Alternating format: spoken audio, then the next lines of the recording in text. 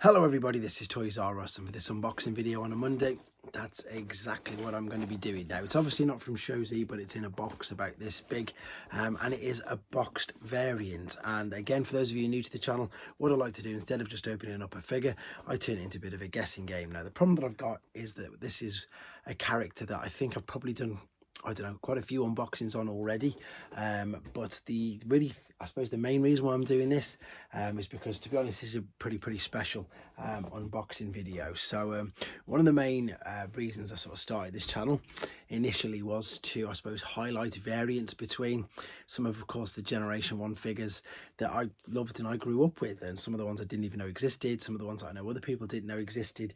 And funnily enough, somebody left a comment when I put a table up only last week saying what video do they want to see next, and somebody left a comment saying that they wanted to see more of pretty much exactly what I'm going to be doing right now. So I'm going to do very quickly give you an idea of who he is before moving on to what's more important, the variant. I mean, it's a very rare variant, and a little bit of a backstory as well is when I did my NEC Toy Fair, the stall that I was doing there, I was using the money to put towards this and a few other figures as well. So as I say, I've got these pretty special items ready to share with you, share with the world, and do some videos, I suppose, on them as well.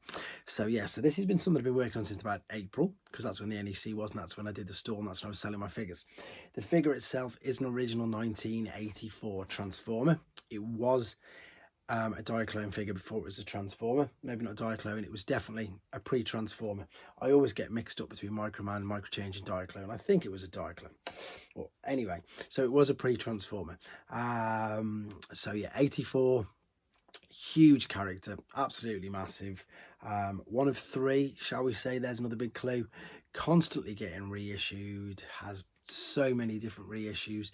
I mean, in Siege alone, he had two. No, sorry, he had one in Siege, had one in Earthrise, Studio Series 86, Fall of Cybertron, all, you know, Generations classics, constantly getting reissued in the movies as well. And the big clue I think I gave last time, and I'll just use it again very quickly. He was in the Transformers 86 movie, but he didn't last very long. So that was, I wonder what figure that was for, because, or which version that was for. So what the important thing with this one is like I did with the Prime figure.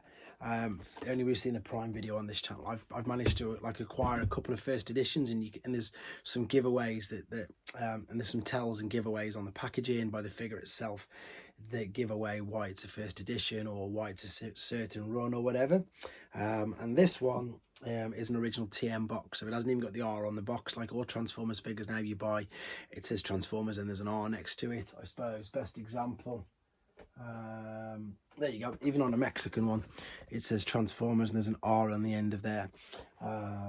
So it's a first run packaging, so one of the first figures, but then there's something that makes at least two things in this which make it really sort of special.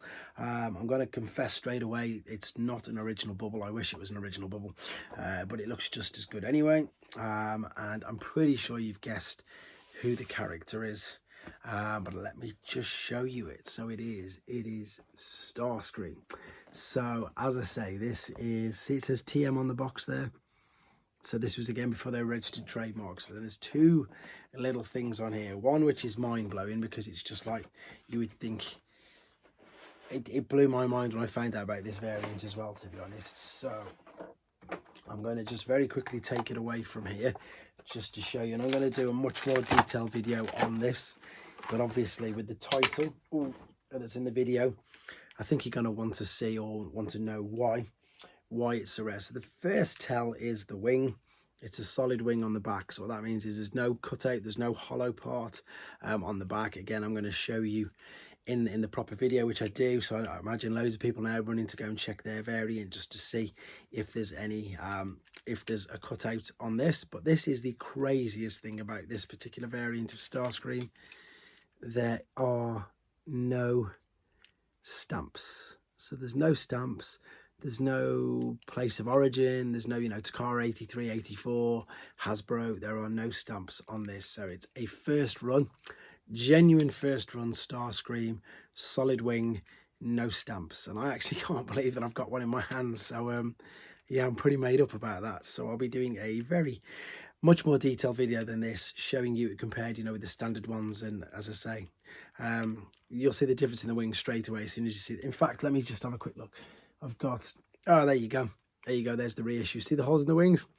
So on the first runs, there was not, I've got a star scream here as well.